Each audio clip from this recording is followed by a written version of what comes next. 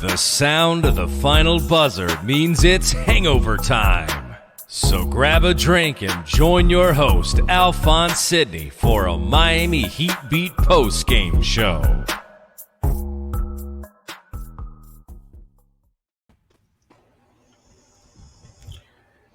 I'm Alfonso Sydney, a.k.a. Alf954. I am your host of Hangover Time on the Miami Heat Beat Twitch channel. We're here at after the Heat lose by 8 to the juggernaut Minnesota Timberwolves, who are 14-42. But okay, we did play that at home. I play them at home where they're 9-19. I've been told I'm too negative. I've been told I'm too hard on the guys. I've been told that, it's early, that, these problems will fix themselves in the playoffs, this, that, and the third. I've been told everything. Everyone tells me, Alf, why are you so negative? Why are you so negative? They'll win a game by 2 points against a trash team, and I'm upset afterwards because this offense is fucking putrid. And they say, Alf, why are you so mad? Why are you so mad? This is why I'm fucking mad. This game right here, you played the Timberwolves in a game you need to fucking win, because you are sinking down the ladder of the fucking East Coast playoff picture, Eastern Conference playoff picture, and it's worse and worse game by game as other teams are winning. Boston is coming around. You need to beat the fucking Timberwolves. You need to beat them, right? And first of all, you play like shit the whole game.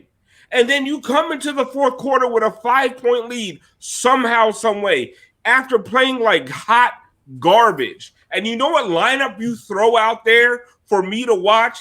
Like, for the fucking cable I pay American money for. They threw out a fucking lineup of Gabe Vincent, Max Strus, Goran Dragic, Tyler Hero, and Precious Achiuwa. That I paid money for. I paid for fucking cable every month. And that's the fucking lineup you put out there with a 5-point lead. And guess what? Shockingly, the lead goes away. And now with 8 minutes left, you bring fucking Jimmy Butler, Bam Adebayo, and Trevor Ariza back in to fucking save your ass. And guess what? It didn't fucking happen.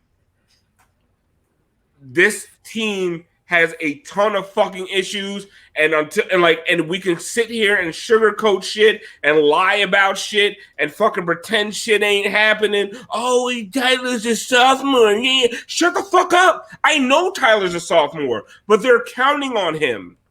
They brought in one guard in the offseason, Avery Bradley, because they expected Tyler Hero to make this leap. Okay? It ain't Tyler's fault. It ain't the fan base's fault. It's the fucking Heat's fault. Plain and goddamn simple. Like, stop getting mad at me because I am disappointed in Tyler's production. The Miami Heat organization told you over the summer that a short offseason for an injured Goran Dragic wasn't going to be a big deal. A heavy fucking load for Jimmy Butler wasn't going to be a big deal because fucking goddamn it, Tyler Hero was coming to the fucking rescue. That's what they told you when the only guard they picked up was Avery fucking Bradley. And so don't get mad at me when I'm frustrated when this motherfucker is a minus 25 in 23 minutes. A minus 25. The next worst was a minus 8 for Gabe Vincent. Like, get the fuck out of my face with you're too hard on Tyler. It's not Tyler's fault I'm hard on Tyler. It's the Heat's fault I'm hard on Tyler because they said they didn't need guards. They went out and got Precious instead of Desmond Bane because they didn't need guards. You don't need guards. You're deep at the guard fucking position with Kendrick Nunn, who couldn't fucking guard me, with Tyler Hero, who couldn't fucking guard me, with Goran Dragic, who couldn't fucking guard me. They're deep at the guard position with Gabe Vincent, who's a G leaguer. They're deep at the guard position. You don't need Desmond Bane. That now at the trade deadline, the Heat don't need Kyle Lowry. Oh, you have the fucking future. Well, what about the fucking present? You just fucking got your ass whooped by the goddamn Timberwolves. I'm sorry. Bring me out, Brass. Listen, I didn't mean to go on that long. I, I mean, what am I being too harsh? It's Drip Drop fucking Friday. We're supposed to be having a good time, but I had to watch Max Juice, Gabe Vincent, Tyler Hero, Goran Dragic, and Precious Achua start a fucking fourth quarter on cable that I paid for. It wasn't a legal stream. I paid for that shit tonight. We're all paying for this terrible week of basketball, staying up late watching these fucking games. Motherfucker. What is everybody drinking, Brass? Y'all better be drinking some hard shit tonight. Let's go.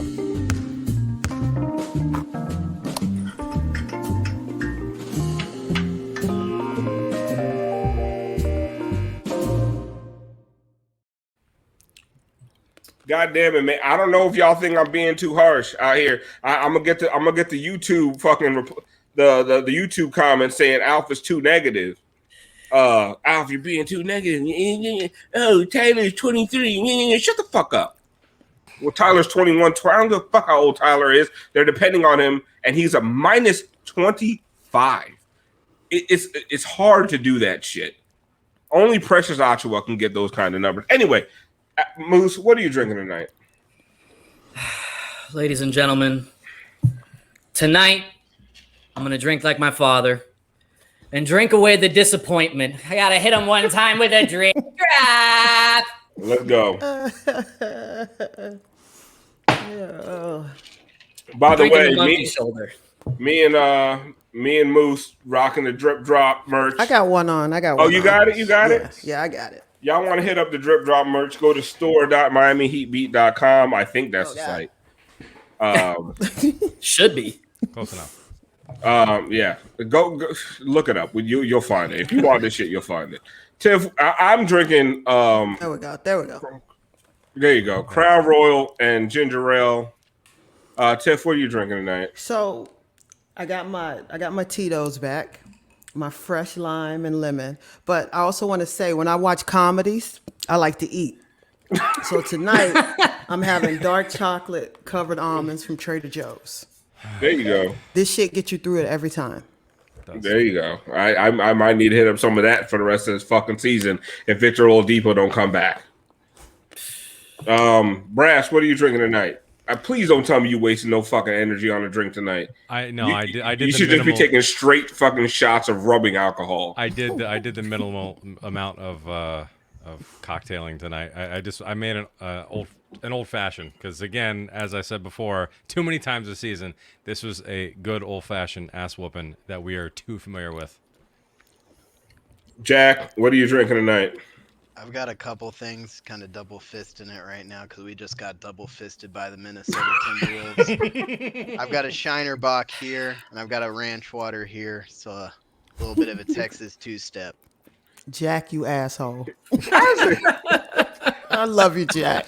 What's up? I honestly don't even feel like I don't even think the Timberwolves were like trying to win that bad. Right. They were I mean, neither were the Heat. The Timberwolves was like, we trying to get in the lottery, motherfuckers. Yeah, them niggas just fell into a win. Like, You guys sure you don't want to take this? You sure you don't want it? Yeah, I mean, if you want it, I mean, if you don't want this shit, we could take it. You know what I mean? Jack, you want to answer this question by Fast Butter? Said, who is going to hold Spo accountable? Who? I will. Go ahead, Jack. If nobody else will, I will. It's fucking Alex Toledo. He dropped the ball this season, and it's his fault we lost to the Timberwolves, honestly. You can blame Bam. You can blame Spo. But at the top of everything, it's Alex Toledo of Locked On Heat. He's just dropping the ball. It's fucking ridiculous. This cowardice at the journalism profession. Ernie Pyle would be fucking sick. I don't even know who Ernie Pyle is. I don't either, but I love it. War correspondent. I mean, IU grad. Jimmy Butler gives you 30, 10, and 8 on 39 minutes with one turnover, 3 steals, a block, and you lose to the Timberwolves. I mean, what in the entire fuck did I just watch tonight? Like, Okay, listen. All right. Here's the thing. So 3 losses in a row, by the way. I was preparing for Moose at the movies today, and I felt really good after that first quarter. I was like, okay, cool. Let me, get my shit ready. I can focus on this. How many times have we said that this week? Yeah, I come back after a few minutes and I'm like, what the fuck just happened? Everything went to hell. The team it looks like they're not even playing. It's just, they look exactly like the fucking jerseys they're wearing. And it's just atrocious. It's awful. Brass, take me out. I don't even want to talk about this game. I don't. Tiff. Yes. I mean, we have. You know what's funny? It's like I feel like me and you've been on the same wavelength. There's times we've disagreed. You know what I mean? But we've said for the whole year the Heat need a 3-level scorer. The Heat need to stop switching every fucking thing. They need to stop leaving Bam on the perimeter and fucking guys like Jimmy Butler and Duncan Robinson to guard guys like Cat, in the middle. Tonight, the Heat were out-rebounded 45-33. Again, Bam Adebayo had 4 rebounds. It's hard to rebound when you're above the 3-point line. I mean, it's hard to rebound when you're guarding Ricky Rubio. Well, we gotta switch. We can't let Ricky Rubio go off, for God's sake. Fuck Cat. Fuck Karl Anthony Towns. We gotta switch on this nigga Ricky Rubio before he goes fucking ham on us. Scramble situation. Yes. What in the goddamn hell are we doing? They're not good. They're just good. Not good in any facet of the game, because everybody's getting hyped after these first quarters, and it's like, I literally watched that first quarter and I said, okay, looks like the last 3 nights. I've seen this movie before and I know how it ends. I saw this movie before. I know who wrote it, the motherfucker that directed it, who did craft services. I want my fucking money back. The best boy grip I've seen. Exactly. I know who that is. And guess what? We know what's coming back around. And the reality is, Jimmy's not going to be able to carry it. That pail is getting heavier and heavier and heavier. He gave us everything he had in the playoffs, and he showed us with competent help, this is what I could do for you. But don't blow a lead that we shouldn't even have. Mm-hmm. And then bring me back in with 8 minutes left with Tyler Duncan, shit, whatever. Fuck it. I'll call him Tyler Duncan. Trevor Ariza and Bam, and try to get this lead back. And against a team, Brass, that you keep giving confidence to. And this is my thing. Like, you keep giving these sorry motherfuckers confidence. Instead of taking a 5-point lead that you didn't deserve into the fourth quarter and stepping on their goddamn necks and beating the fuck out of them and putting them away, what you did was put out the worst fucking NBA lineup I have seen since the Globetrotters versus the fucking Washington Generals.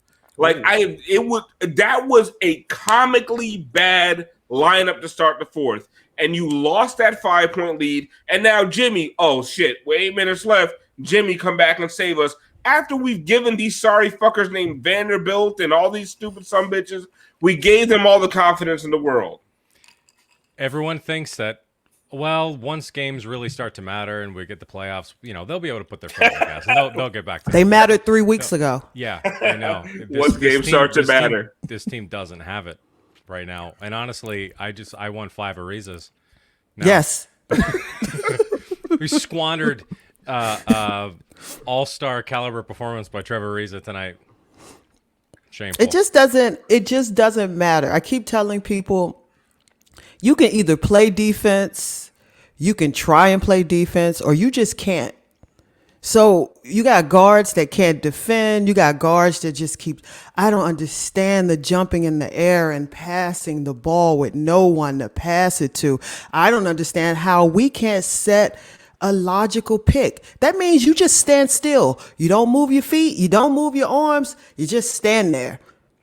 As a junior high coach will tell you, hug yourself. Easy. Just hug yourself if you're sure you can't do it. Just hug yourself. Now we got to make it hard. We got to get fucking. That's too easy. Like, I don't understand. That's not the Heat way. We getting so. Listen, Jack. I feel like we're getting so cute with shit. Like that fourth quarter lineup was some cute shit, and I don't understand it. Like, I don't understand. Okay, there's a head coach, and there's like 5 assistant coaches. There's ball boys. There's towel boys. There's motherfuckers all over the fucking place. Somebody should have security guard. Yeah, the ball dude. Somebody should have went Spo. Hey, motherfucker. What the fuck are you doing? What is this shit? Like, and I know it's 4 minutes out of an entire game, but for me, it just is like a microcosm of the season where you just think you're better than you really are, and that's how I feel about this team sometimes. Well, I want to get out ahead of this because we do have some easier games coming up. Obviously, it's going to get easier than this? Easier I than thought the tonight was an Timberwolves? easy game. No, but So I signed up for it. If you look at our schedule, there are some easier games. So all I'm saying is, I wouldn't be shocked if this team could string together 2 or 3 wins. But that's who. Yeah. No, but Don't get fooled. But don't get fooled. There you go. I don't want to see any of you in our fucking Somebody mentions clip that crying. in the Twitch chat, Yes. please. See, I told you this team is fucking solid, man. You guys were just freaking out over nothing. Over We have nothing. seen Oh, a you're large enough Fans get sample upset size. over nothing, man. And honestly, one of the most telling things to me is Ryan Cortez tweeted out, embarrassing. Yeah, and that's what has me freaking out. Right. That has me upset. I'm like shook. I'm going to cry myself to sleep. I want a gif of Brass saying, "Don't get fooled." Like, I want that. Like, because I'm going to put it up every time we beat another New York. Yeah, like I think we're Jack. I think we're 9-22 against teams over 500, something like that, and 3 of them are against the Knicks. It's fucking embarrassing. It's all right, Brass. Fucking embarrassing. I mean, It's this is all right, the worst Brass. team in the NBA. They're tied with Houston for the worst team in the NBA. And we play By a good Houston. 3 games, and we play Houston. And I mean, Brass is talking about an easy stretch of games coming up. And yeah, don't get fooled. But the thing is, they're at 500 again for like the millionth time this season. After rising above 500, they get a little nice stretch. You think something's coming, and then they lose Oladipo or something like that. Everything comes crashing down. Just wind out of their sails. So back at 500, and then they play the Nets next. The Nets are probably the most talented team in the NBA, and they might win. They might beat the Nets, and I'm going to put that within the realm of possibility. Even then, I wouldn't get fooled. I would say Within the realm of fool's gold. yeah, I mean, any given night, they do have talent on the roster. I do think, like, this is just not a very good team. But, like, Bam and Jimmy and then some confluence of Duncan and Tyler just having a hot game, like, that can happen. This is a streaky team. It's not going to happen for 4 straight quarters. But with their defense and with, like, a couple of quarters of hot shooting from some of their shooters, they can beat the Nets. Still doesn't mean shit because they've been hovering around 500. Meanwhile, the Celtics look kind of normal again. Like, they don't look wonderful, but they're surging again. And now you're at the bottom of the East, and you're looking at a play-in game if Oladipo doesn't come back. Oladipo can change a lot of things. Like, I do think Oladipo fixes a lot of things, like a surprising amount of things. I don't think he fixes everything. He doesn't get them back to what they were last year, but he does fix a lot of issues for them. He fixes a lot. Like, if Oladipo comes back, I have a different fucking. I'm sorry, Moose. You want to say something? Go ahead. Well, I was just going to say, I agree with you that if Oladipo comes back, that changes things. But let's be honest, we're at a point in the season now where he needs to come back today. Like, we're running out of fucking time here. About Like, 12 minutes ago, baby. I mean, seriously. 3 games ago, he should have been back. Yeah, like, I have been saying all year long, like, don't worry, we're going to hit our stride. We're going to get in this rhythm. We're out of fucking time. Find your rhythm. This ship is fucking sinking right now. Drip, drop. Like, grab a life raft. Like, this shit is, I'm freaking out, all right? They need the 4th seed really bad. I think I don't trust them against the Bucks. I know everybody talks about that being a favorable matchup. The Bucks are better this year. Bucks team. They're Bucks a lot are better much this better year, this and year. we're a lot worse. And I know it's a favorable matchup, Bam versus Giannis, but that 6-3 matchup, I would not put any money on that. That 4-5 is. They need to be at a 4-5 matchup if they're gonna have a hope of getting out of the first round. Well, okay, I so during this whole, remember when they were on a winning streak, and I was out here calling the shit fool's gold, and Tiff was out here calling it fool's gold, and it wasn't like we were upset at the win streak. We were just like, guys, there's a lot of games against the Knicks. You know what I mean? Like, they climbed out of the cellar of the Eastern Conference by beating bad teams by 2 points, 96-94. You know what I mean? Like, we were saying this, and everyone said we were too negative, right? So I before we get into anything else, Remember, this is a Drip Drop Friday. We do this on the weekends where we take shots for subs. So hit us with the subscriptions. Brass is going to call them out. Brass, do we have any subs? I need to get some shots. For real, we need a drink do. tonight. We do. Read more books. Subscribe for a 1 month tier. All right, Reed. Thank you. Okay. All right, Moose, get a shot. I gotta hit him one time for reading Rainbow. Drip drop. Anybody else? Oh, Eric the Great 539 gave out 3 tier 1 subs. Oh shit! Eric. I'll be right back. I need to get some. Eric the Goat. Eric is the GOAT. Yeah, Eric is the shit. Here, I'll do a shot for that. Drip drop. I love it. That is the only authorized backup. Tiff, are you Yes. happy? Oh, I'm exuberant. I'm joyful. I'm just. Whoo! If I was at at church that. right now, I'd be dancing. Okay. Jesus, that's how I feel right now. I'm happy. So I don't like was to at- gloat. I went to the Walmart liquor store, and for $1, they gave me the holiday pack of Jim Beam. For $1? Yeah, for $1. That's a damn good deal. For $1. Yeah, and they were like, "Do you want this for $1?" I'm like, "Nick, yes." Hell yeah. I mean, Hey, how many of them you got? I got a $10 bill. That was the last one. I would have taken hey, it. I mean, I don't even like Jim Beam, but it's alcohol. It's $1. the way they play the Jim Beam. I mean, come on. Listen, Okay, we got some subs here. We got Here we go. Alonzo Informs gave out 5 tier 1 subs. All right, Alonzo. Spence 6331 gave out 5 tier 1 Who? subs. Big Spence 6331. All right, big. BB Honeycake subscribed for 1 month. I ain't tier calling no 1. grown man honey cakes. All right, honey cakes. I got for you. honey I cakes, got you. I I'll got step in honey. on that I got one. Jim Beam. Oh, there you go, Alf. You take that one. Yeah, All you right, do it. Boom. You take that one. Honey Hit him one cakes. time with the discount liquor. Lick. Drip drop. And Brian M Tastes like gave out $1. 5 tier 1 subs. One Brian, time you for know the we Walmart needed it. special. There we Yes. go, Brian. Hey, honey cakes. I got a surprise for y'all Yeah, watch that. because there's no Frankie, there's no Siobhan tonight. I have an Alf breakdown for y'all, Oh, and shoot. Oh, we like to call this Alf's eye test. Tired of PER, EFG, QBR, PDQ, and QVC? Wait, what? Well, ditch the calculators and spreadsheets and check out the only stat that truly matters. It's time for Alf's eye test.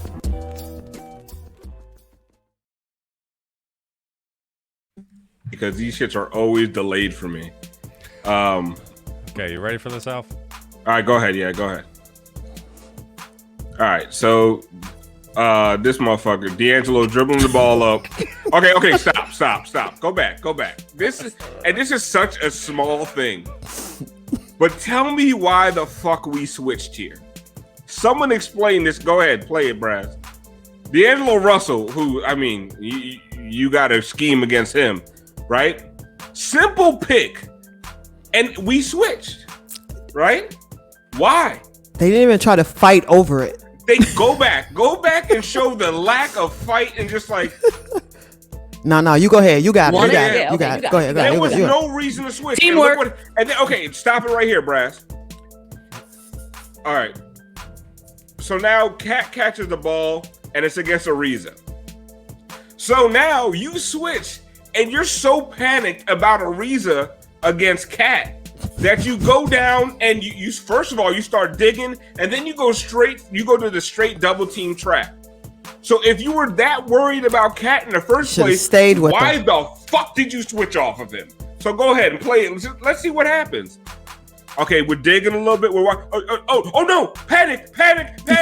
Oh, here's Leave the shooter. Why? Why the fuck did you switch off of Cat? If you were that was that exceptional, worried, by the way. That was. I'm sorry, I'm not Siobhan or Frankie. No. That was perfect. That was perfect. But what the fuck are you doing? If you're that worried, if you don't think Ariza can handle Cat, don't switch. It was Right. an off-ball pick. from some, and this was no bruiser coming at you, knocking you off your position. I don't even know what that white guy's name is. That Number 39. Yeah, number 39. That's what he is in the media playbook. Knocked you out of your defense. This creative player, and now you're completely out of position, and now you're panicking because Ariza's on Cat. Bitch, you put Ariza on Cat. Exactly. And now you left D'Angelo Russell. Is that true, Brass? Yeah, is that a real stat? Can we confirm is that real? That is real. Because if that's true, it says the Heat bench has been outscored 165 to 83 the past 3 games. I can be your hero. I skipped the word bench when reading it. I just saw the Heat had scored 83 points in the past 3 games, and I had to think about it for a second. Like, it feels right. That feels like second quarter. Like, well, yeah. Honestly, if that feels like second quarters over the last month. Like, if that's right, I wouldn't be surprised. What but they deep though. Yeah, the Heat bench scored 18, 22. Yeah, so am I, AA. 25 tonight. The Heat bench scored 25 tonight. They scored 2. Hernan Gomez and Vanderbilt scored fucking 23 by themselves. Yo, all stars. Yo, Nas Vanderbilt. The 39, college? 41. They had 52 off the bench to our 25. Yo, Vanderbilt or whatever that dude's name is, he gave them the business. He went in there and just basically told Precious, sit your ass down. This is my rebound. 14 rebounds. He went in there and snatched everybody's chain off. 14 rebounds in 22 minutes for Vanderbilt. He went in there and deboed everybody. Has UD been on the bench yet? Or is he back in the fold, or is he? I saw him tonight. I saw him tonight on the bench. Does it matter? Okay. Well, watching Tyler just clang all the threes in sight just made me like. I think I would rather watch UD shoot threes at this point. Yeah. 100%. If this is his last year, let him get some run. I'm not even kidding. But here's my thing, Brass. The guys who played like shit, Precious, Dragic, and Hero. Instead of benching them, you played them with Vincent and Strus. What fucking sense does that make? And I'm not one of these guys. I'm not a fire Spo guy. I usually give Spo the benefit of the doubt. But goddamn it, that's some brain dead fucking shit to do. The 3 guys that are playing the worst on your team, you say, you know what I'm gonna do? I'm going to team you up with Gabe Vincent and Max Strus to hold this fucking lead down till Jimmy comes back. What? I feel like Skyforce wasn't playing this year because I'd love to. Yeah, because they guys to down be. there. But I feel like they they messed up Gabe. Like Gabe was looking all right until those combinations was together. It's not. I ain't blaming Gabe.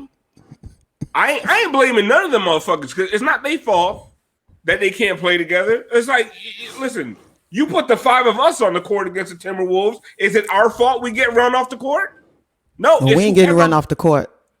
Well, you might have something to say, but the other 4 of us getting run off the court. I ain't gonna make it to the half court without wheezing. Is it my fault? I'm not getting on the court. Yeah, I'm chilling. I'm fine. I'm not trying to get elbowed by a fucking 6'5" dude. Chill with that.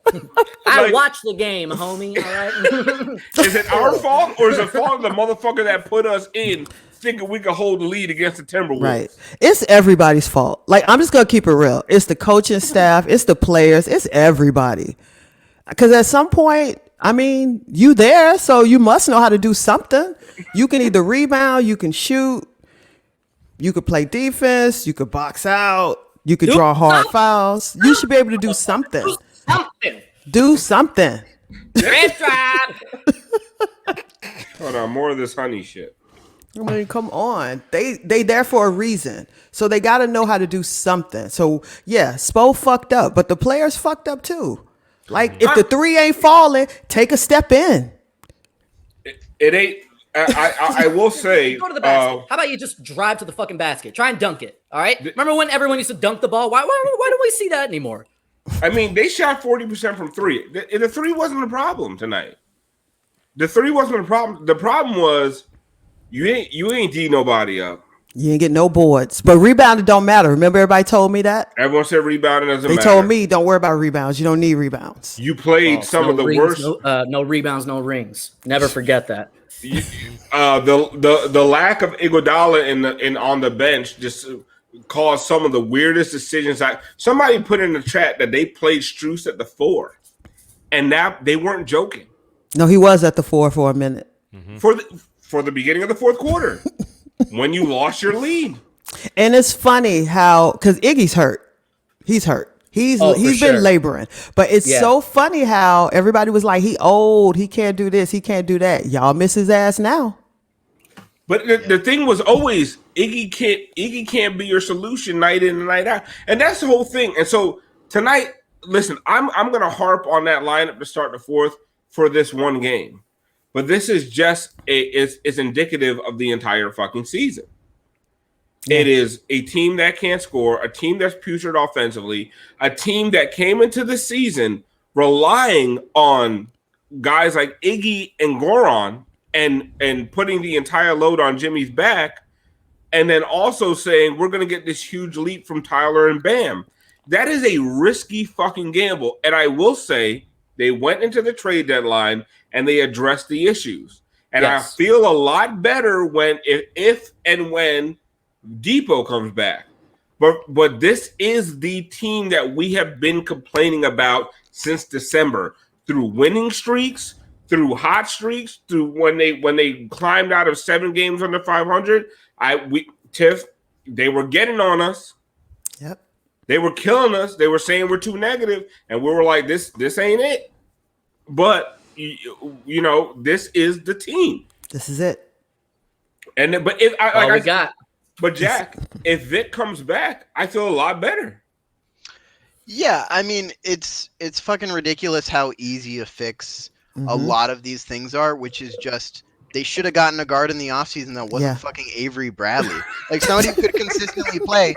Yeah. Avery Bradley, the reason like when I found out about the signing, like I texted Brass immediately. This is fucking ridiculous. I wasn't taking Tinder pics. I'm just saying you were doing something. I was taking a picture for Dos Minutos. Was it Bumble? I sent it to Dos. That's creepy. It's okay. But no, the Avery Bradley signing was ridiculous because like he hadn't been able to be consistently available in years, and the reason you sign a guy like that is to be consistently available. Oladipo's a little different because he costs nothing, but again, that's a guy who's like not consistently available. They need a body who can allow Goran to rest, who can take some pressure off of Tyler, take some pressure off of Duncan, and then that fixes a lot of their issues, just not having to rely on Nunn and Gabe Vincent as much as they should, because those are not players you can rely on. It's a quick fucking fix, but they're so far away from it because who are they going to get? Depot might come back, but I don't trust him to stay healthy. I think, honestly, have you seen this Jazz kid? I might just start watching the Marlins. We are very close to becoming a Marlins post-game show. I'm going to address something, and I'm going to put myself out there. Should have traded Tyler Hero for Kyle Lowry. Yeah, for sure. And you still could have got fucking Victor Oladipo. I've been saying should have been traded way before Kyle Lowry came into the picture. So now I'm not mad at Tyler Hero. The reason you should have traded Tyler Hero for Kyle Lowry is because you fucked the offseason up by bringing in Avery Bradley as your only guard. You fucked up back then, and the only way to not just punt on a Jimmy Butler fucking MVP type season was to go ahead and go get a vet that can go do something for you. I guarantee you Kyle Lowry wouldn't have been a minus 25 tonight. I guarantee you that Kyle Lowry is – I don't know if Tyler Hero will ever be as good as Kyle Lowry is this season. And I know I'm going to get heat for that shit. I don't give a fuck. I don't know unless he puts on 30 pounds of muscle, starts finishing in traffic – I know it hurts, Moose. But Tyler Hero to me is a luxury when you have a guy like Goran Dragic out here scoring 20 points a game in the playoffs. Right. Tyler Hero becomes this really awesome luxury to have. But when you are depending on Tyler Hero, because Goran Dragic is who he is. He's old, and no one should have ever expected him to have the kind of offensive production that he had after a 3-month break in the bubble. And we saw he couldn't even get through the bubble healthy. After the shortest offseason in history, whoever thought he was going to come back and be a trailblazer, you're kidding yourself. And now you're relying on Tyler Hero. It's not Tyler Hero's fault he should have been traded for Kyle Lowry. It's the Heat's fault. But he still should have been traded for Kyle Lowry. You still should have brought in Victor Oladipo, and you would have a much better chance of being a contender this season than you do right now. Because even if Victor Oladipo went out injured, he would have been a luxury at that point. If you had Kyle Lowry, Tiff, they don't have a fucking point guard. No. Well, and not even, let's just say, I won't even say you had to trade him for Kyle, but he's the one piece that you are going to trade. You're not trading Bam, and you're not trading Jimmy. Right. You needed a third player. You needed a third go-getter. He's the one piece that can't be moved. So, it's not like, he's dog shit or he's never going to materialize. It's not his fault, and we don't know the future. But we know right now he's the one commodity that you could have moved. Yes, well, again, I prefer what Tiff said. But he still has potential. He does, but that's why I'm saying that's it. The thing. That's when you move him. Trade a player for exactly a good player. But how many times have we talked about the Heat don't ever trade somebody at their max value? Oh, every year we say that. They don't ever sell high. Yeah, because it's the problem with this team is you've got two pieces when they're playing at full force. They're ready to go win right now. And then you got everybody else that wants to just fill in when they can. This isn't like a no call, no show. No, you got to show up every day. They don't have time for Tyler Hero to go gain 20 pounds this offseason. Bam does. Jimmy don't have time.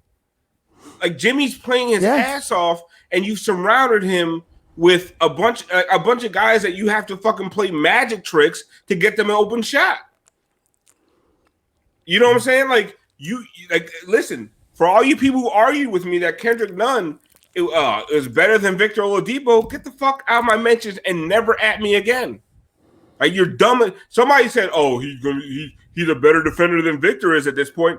Victor Oladipo on one leg was better. On one leg, he'd be a better defender than Kendrick Nunn was tonight.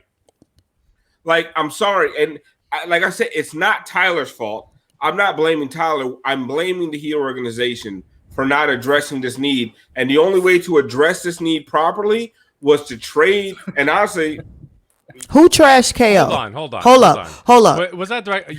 You says okay. Jeffrey, you guys trash him. Who's laughing now? I want to clarify something because get him, Brass. There's a lot of shit on the timeline about Kelly Olynyk. Oh man, get him, Brass. That he got fleeced. Riley got fleeced on this trade. I don't know. I looked yesterday. Pretty sure they're like 2-9 in Houston since it's Houston still fucking sucks. And we've said the whole time he's a looter and a riot. Kelly is good. I like Kelly.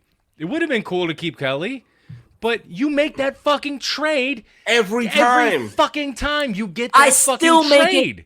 I still make it even knowing this outcome. I still make that fucking deal. Well, you're not that much worse. Yeah. You gave up nothing. You showed Jimmy that you tried. What can you do? And also, with Kelly on this team and no Oladipo, I don't think they win any of the games they just lost. I don't think they beat the Timberwolves. I think Bielitsa's been fine. He's not it's not his fault. He's been a fine replacement. Kelly's good. I really like Kelly. We all really like Kelly, but he's not a difference maker for the Heat right now. He's also nothing. I'm sorry. I have said all season that the Heat were better when Kelly Olynyk was on the floor. The problem was that even when Kelly Olynyk was on the floor, they were a 500 team. Exactly. You make the trade because the upside of Victor Oladipo. We would have won with Kelly. Go ahead, blow me. We would have won with fucking Victor too. We would have been the worst team in the NBA. Oh my god! Wow, cool. It's so awesome that we beat the. Oh, I'm sorry. Go ahead. One more. Ball handling load. Yeah, blow me. We would have. I mean, we beat the Knicks with fucking Kelly. Like, that's the thing. Like, they were the upside of having Victor. We know what Kelly brought you. Kelly brought you a 500 team. Victor is somebody who could take you to another level. So stop with we miss Kelly. No, we don't. We don't. We're the same fucking shit team with or without Kelly. Listen, Kelly is a great man. I will hang out with him at Coachella. We'll smoke a J together. We'll chill. We'll go to the kitchen. I know he likes to cook. Stop, Moose. You don't owe no explanations on that. Now over Victor.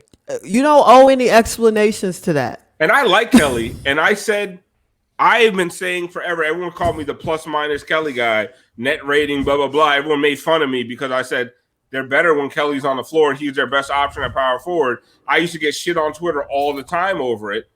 So don't come here saying that we've been shitting on Kelly because we have not, or at least I have not. And by the way, and honestly, I still agree with the trade because fuck Kelly. You weren't winning no fucking chip because Kelly was on your fucking team. Fuck out of here. If you were told that, if Depot were out when the trade happened and you were told, like, Depot may or may not come back with, like, 15 games to go, are you still pull the trigger? Send it in. Yeah. Send it in. Yeah, because it wasn't working with Kelly anyway. And honestly, I wish I was on the fucking phones when Masai asked for fucking Tyler for Kyle. I'd be like, send that shit in too. I know, Moose. I know it hurts your heart. I'm gonna mute this shit again. I know it hurts your heart. But you could have fucking had Kyle Lowry and fucking Victor Oladipo instead of fucking Tyler Hero out there with a minus 25 and 4 fucking points on 1 for 7 shooting against the Timberwolves' vaunted defense. Fuck out of here. And it's not. I like I said, I'll say it 1,000 times. It ain't Tyler's fault. Moose, what are you doing? What is Moose? that? What are you doing? What is that? That's him in the bubble. And it's just going nowhere. Going nowhere, by the way. Shit, you had to go way back in your memory for that because the bubble was a while ago. Yeah, doing all that dribbling into a tougher shot. And people are saying Lowry is like he's not playing in Toronto. Is that because he's hurt or is it because he's like, guys? Yeah, they're tanking. He's like, guys, tanking. He walked off that court before the trade deadline crying. People were in tears because he knew that was his last game with the fucking Raptors. The one thing I will say, it is really hard for Riley to sit there on the phone with a motherfucker and offer one of your young pieces for Kyle Lowry when these motherfuckers really have no leverage. I get it on Riley's part, like the pride it would have taken to just be like, okay, yeah, I know you're not even going to play this motherfucker for the rest of the season so you can get a better draft pick, but I'm going to give you Tyler Hero for him. To me, if fucking Masai fucked that shit all the way the fuck up. I mean, like Masai fucked up for Lowry. Like it's not cool what he did to Lowry, man. That was some cold shit. But that was my thing. Yes, I would have traded Tyler, but I don't blame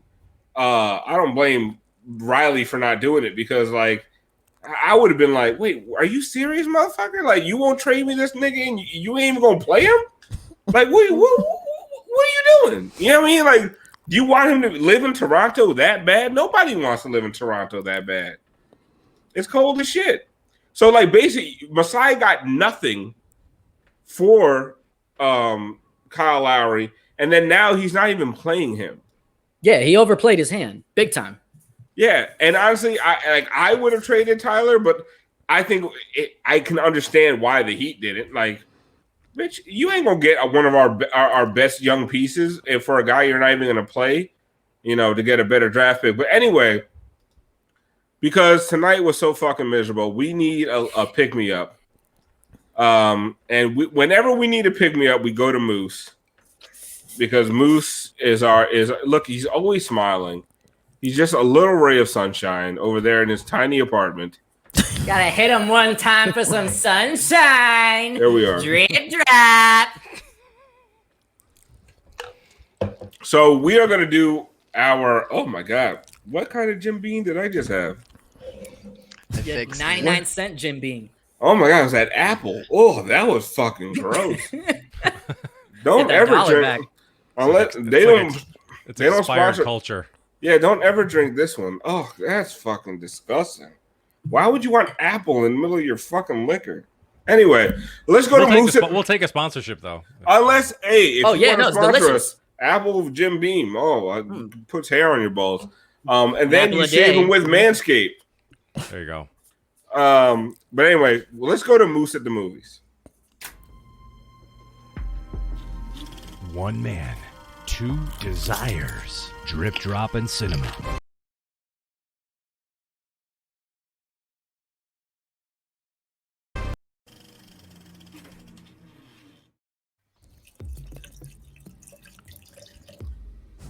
How we doing, people? That popcorn is so damn good. It's so hard not to eat it when it's just sitting there the entire time. What's all right? Welcome to. It's a podcast with Frankie and I where we talk about movies and TVs. They're also a big sponsor of Hangover Time. Yeah, we'll get you on there. We'll talk about it later. Right now, it's Moose at the Movies. You to be a sponsor, you got to cut a check, motherfucker. It's in the mail. It's in the mail. Okay. So this week, I want to take us all back to the year 1996. See, the world was a simpler time back then. Bill Clinton had just been reelected president for a second term. The Macarena was sweeping the nation as the hottest song in the country. Hey, Macarena. And somewhere in New York City, a 12-year-old boy named Max Connor stumbles upon a magic boombox and unlocks a 7-foot-tall black genie that had been trapped for thousands of years. That's right, people. It's time to break down the pinnacle of Shaquille O'Neal's acting career with the one, the only, Kazaam! I worked on that all day. All right. See, in 1996, Shaq had his sights set on Hollywood. Literally. He just joined the Lakers and figured it was time to make a splash on the silver screen. LeBron. So, of course... LeBron. Sorry. Yeah, it's never been done before. So, of course, Shaq loves the kids, baby. Why not put him in a child's film? Duh. All right. On paper... Exactly. Hey, on paper, this whimsical tale is about a troubled youth dealing with the angst of puberty and the urge to reconnect with his estranged father. But at its core, it's just a fucking shitty movie with no plot, no heart, no real thought process put behind it besides just the idea of like, hey, let's put Shaq in a movie. I mean, listen to this storyline, okay? Right off the bat, we get the classic Disney single parent thing, okay? Max gets bullied from kids at school. He hates his mom's new boyfriend, which, by the way, happens to be the only nice guy in this entire movie. Like the only guy that actually asks Max, like, hey, buddy, how you doing? How you feeling? It's the only guy that cares about him, all right? He's a firefighter, a real American hero. I lost my place, but I'm back now. Somehow his dad just happens to be back in town working at a nightclub. Some underground seedy black market scheme, like whatever the fuck that is, I don't know. It's somehow connected to the mob. What I can say about this movie, though, is that it must have been a blast for the writers. I mean, you can tell they just had like an infinite supply of cocaine on hand. It was just dramatically shifting storylines like crazy. Like, I'm just picturing the writers basically being like, all right, okay, so we got Shaq, right? And let's make him a genie. Okay, yeah, that's good. And then okay, but you know what?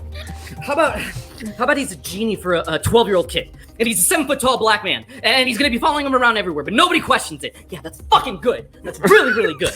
Okay. And then what about? Okay, no, let's make him a rap star. So he's a genie, he's hanging out with kids, and he's a rapper. God damn, this is fucking good. Cheryl, we need more candy. See what the writers failed to realize? What the writers failed to realize was that we have to like the main character. Yeah, like you have to be, there for the ride and along with him and rooting for him. But this 12-year-old kid just straight up is an asshole. And as much as they try to make us like Max, I mean, it's true. It's just not happened. I mean, he was talking back to his mother the entire time. He was skipping school, wandering throughout the city late into the night. And even the way he treats his genie, he straight up says to him these exact words. So until I make my wishes, I own you. Wow. Really, motherfucker? Wow. Really, motherfucker? Max is basically a plantation owner with a Sega Genesis and some ripped jeans. I mean, what the fuck? Moose, but was that not every white kid in 90s movies? You know what? Yes, but we're focusing on this one. But come back to me on Stream Beat where we're going to do a special pod. Because I'm thinking Jungle to Jungle and fucking a lot. That was Jonathan Taylor Thomas in every fucking movie he was ever in. Yes. Oh my God. 90s heartthrob. Yes. Yes. Totally. Totally. JTT. Yes. I listen. Everyone. I like when you do this because I get to show my range. Yeah. No. It's fantastic. I'm a big fan of your work. Honestly, though, the most blasphemous part of this movie is they decide to have like a rap battle between Shaq and the little kid. And it's to a classic song called We Genie. Once again, it requires a white man to show the black man how it's done. And it's excruciating. So great job, Disney. Way to tackle the race card in 1996. Well done. Then out of nowhere, this kid tracks down his father. He just walks into some... sorry. It looks like him, right? It kind of looks like him. But you can see, like, he's a clearly good dad. There's a lot of love in those eyes. That is such a 90s blazer he's got on, too. Dude, this movie was so 90s. It was such a blast from the past. What's funny, too, is I watched it when I was a little kid, and I thought it was good. This time around, it was an excruciating watch. So he just tracks down his dad. He walks into some nightclub because, of course, a 12-year-old kid, he just has all access throughout the city. You know, why even ask a kid if they should be in a nightclub? Did he have a skateboard? No, he just fucking walked in. Because he's white. He's 12. He's white. Yeah, there you go. This piece of shit dad doesn't even recognize him because he left when the kid was 2. And we really don't even know what he does for a living. Again, he works with the mob. It's some underground black market CD scam that's worth millions. All he does is host concerts. And of course, Kazaam ends up on stage rapping. See, the mob boss somehow realizes that Kazaam is actually a genie. How? We don't know. The plot doesn't matter. Details don't matter. They just gotta hit the mark. They keep it moving. So he beats the shit out of Max's dad for information. And the son finally gives in. That's when Max tries to use up a wish on his piece of shit father. But Shaq can't do it because Kazaam is just a genie. And stuff about love and life, that's only for djinns. And yes, I feel very weird saying djinn because it feels racist. So I'm only gonna say djinn one more time. Djinn.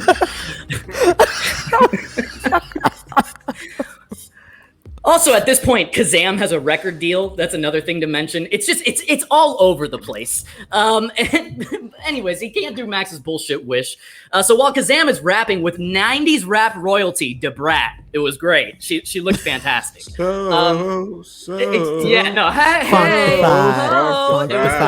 it was great. The mob boss finally gets his hand on Max, and spoiler alert, he kills him. I totally forgot about this. I was shocked. Wait, he killed who? He killed the kid? The mob boss killed the fucking... It was the best part of the movie. It was the only time that I sat up and I was like, oh shit, I gotta pay attention. This shit's good. But it was the only decent part of the film. The mob boss just straight up kills a 12-year-old boy. It's fantastic. I mean, Alf basically did that to Tyler Hero tonight. Yeah. Yeah. All right. The screams of Max falling down an empty elevator shaft just summon Kazaam. And at this moment, Shaq, he becomes an action star and he beats up everyone in the room. Then in some great 1996 CGI, he turns the mob boss into a basketball and slams him into a garbage can. Is that Tony Fiorentino? Because it's Shaq. It kind of looks like him. That's Dennis baby. Farina. Yeah, baby. So the climactic finish to this movie is that Kazaam is holding a lifeless Max in his arms. And at this moment, Shaq is beside himself, saying this stupid kid was his only friend in over 10,000 years. It's the saddest shit I've ever heard, really. And Shaq magically turns into God and just brings this kid back to life out of the love of his heart. Well, Moose, you have to snort a line before you say Shaq turns into God. Okay, so how are we... I just picture the writers being like, okay, so how are we going to get to this ending where Shaq is just is giving him back to life? I got it! So we're gonna kill the kid, all right? I'm gonna throw him down an empty shaft. I don't know what happened to my mic here. And then Shaq will be resurrected, just like Jesus. He magically turns into God, and they have a second. So Shaq says that he is now free, and he's a djinn, only because Max's last wish was for his dad to have a second chance at life, and that wish was so loving that it freed him. So Max wakes up in a burning building, being rescued by. Mose, I can't listen anymore to this. Well, I'm on the last paragraph. This is really good. It's really so good. Fucking bad. Go ahead. It's really good. It's really so good. I'm bad. I've never seen this movie. No, but once you get to him turning into God, like it's a really that did it for me. But go ahead. It's a really joyful redemption story. You're gonna see. So Max's dad also makes it out of the burning building alive, and he literally says to Max, "I'm not making this up." He goes, "This is so weird. Your giant Fred sent something to me about a second chance?" And then he looks at the kid and he goes, "You're a good kid, Max. You got a big heart. But listen, I gotta go take care of some stuff and I gotta go handle some business. So I'll be back in a couple of years, all right? We'll reconvene, we'll catch up again. We'll pick up this father-son relationship in like 15 years, all right?" Kazaam isn't your typical 90s kids movie. It's barely even a movie, all right? With a Rotten Tomatoes score of 5% and a Moose at the Movie score of -420, it will stand the test of time of one of the saddest Disney movies in their illustrious family film history and the worst knockoff impersonation of Robin Williams' beloved Blue Genie in Aladdin. But I do gotta give credit to Shaq in one way. He will always be remembered as one of the most dominant players in the NBA and one of the most dominant box office flaps in Hollywood history. Brass, take me out. Wow.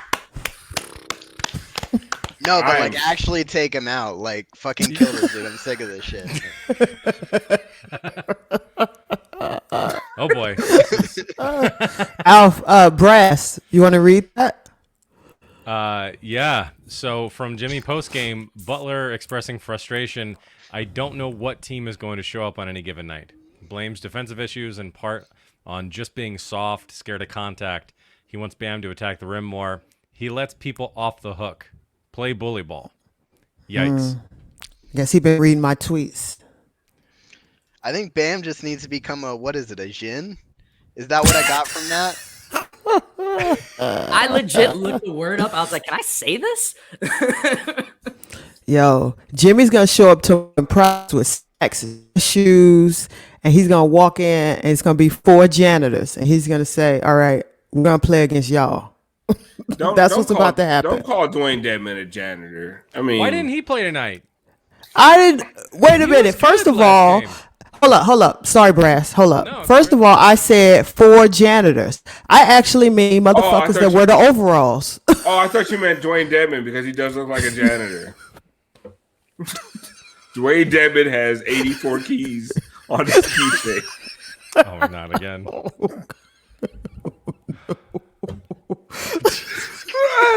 I'm sorry.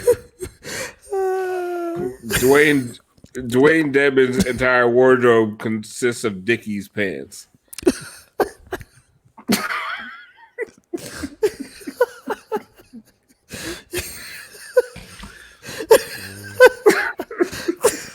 What?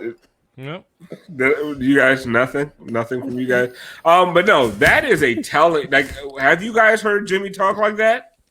No, yes, in Minnesota. Yeah, no, I'm saying he's about. I'm saying, yeah, on the Heat though. Right, Jimmy, that's Jimmy at the end of his rope, Jimmy. Yeah, that's what I'm saying. He's about to get 4 nobodies and walk in the gym and tell everybody, "Let's go." I mean, don't call Gabe Vincent a nobody, man. Like headliner, about to get a spot in Utah. Here's the thing, though. I think honestly, I think Bam is the guy to respond to that. Like, you hope so. Like, I think, like, if you're gonna try to be optimistic about it, which I'm gonna try to be optimistic about it, I do think Bam is the fucking kind of guy who's gonna respond to Jimmy directly. And, like, if Jimmy's gonna fucking bully him, I think Bam can fucking take it. I don't think Bam is Karl Anthony Towns or, like, fucking Joel Embiid. in that way. Like I think Bam's proven an ability to push himself. Right. I think he's going to push himself real hard for a couple games for sure. But I don't even think that's bullying. I think that's just calling it what it is. I don't want to be blaming Bam because Bam is really fucking. No, but I don't think Jimmy's problems. Right, but I don't think Jimmy's bullying him. He's not bullying. It's tough love. But I also think they've set up this rapport where maybe with him and Kat clearly didn't have this kind of relationship. I do think him and Bam have this relationship because I think the other thing is that Kat is like this otherworldly, like highly heralded superstar. That like, why the fuck would he listen to Jimmy Butler? Same thing with Joel Embiid. Bam has kind of that like underdog mentality that Jimmy does, I think. But the way this team looks right now, this is how people in the national media they expected this team to look last year. The way they're playing right now. It's a funny game when Bam goes 7 for 8 from the field, 3 for 5 from the free throw line. To say Bam is, it's Bam. I mean, he only shot 8 times. And yeah, you can go at him, but like, there's a lot. Like the list, he's not the biggest problem on this. They also need guys to get him the ball. Like exactly, they don't have anybody to get they don't have anyone. They can't even feed the post when he's in the post. Hey, you know who would have got him the ball? Kyle fucking Lowry. The only one getting fed out there is Bielitsa. Yeah. Oh. Belly. Fucking slower and slower every game. I'm really tired. I'm sorry, y'all. He looks slower and slower every game. I'm mad. I get mad at Bam, but I'm also mad at the fact that Bam has to run the fucking offense because we don't have a fucking point guard. Like, listen, like I'm so tired of blaming these players. Like I really am. It's the Heat's front office needs to catch a lot of fucking flack. And they try to fix it at the trade deadline. And what you did was you held your chips very close to your chest, and I don't completely blame you, right? You didn't pick up a point guard. What you did is you went for the cheap, easy option in Victor Oladipo, who we all know is fucking hurt all the time. So now the hopes of this season rest on Victor Oladipo's fucking raggedy ass knees. And let's call it spade a spade. Because it's legit. Tell me I'm wrong. Because if Victor Oladipo is not healthy, this team may make it out the play-in round. They might have a chance of making it out the first round, given, like, let's say they draw the Knicks on a 4-5 matchup out of some grace of God. They're not making past the second round if Victor Oladipo isn't healthy. You went the budget route. You didn't want to play your cards because you still think you might get Bradley Beal or you might get Kawhi Leonard. You keep thinking, like, and honestly, if they do, then the gamble was right. But if you don't pull any of those fucking chips in the next few seasons, like, it's going to look real shitty that you wasted Jimmy's prime. And that's all I'm going to say. And that's not actually all I'm going to say. I'm going to say a lot more until we cut off. But I know people think I sound harsh, but fuck. Like you sound harsh because I'm gonna tell you, I don't, even if Victor comes back, he's gonna be 70%. He's not gonna be close to healthy if he comes back. Because we only got so many games left. He's not gonna be healthy if he comes back. So what's the point of coming back? No. Rush yourself, especially when you're going into the playoffs like that. Because in the playoffs, the speed intensifies. They got to stop looking for the great hope to walk in the door. They got to stop looking for that. Ain't nobody walking in. Oladipo's in an interesting position where he's actually, normally a player would want to sit this out and not risk re-aggravation to your injury. But Oladipo does want to raise his value. So but you can't raise your value on roller skates. Like, he's not going to be healthy, right? But I'm always saying that. I'm always saying you can't raise your value on roller skates. My grandma. That's a saying in the Alfonso family. We got it on pillows.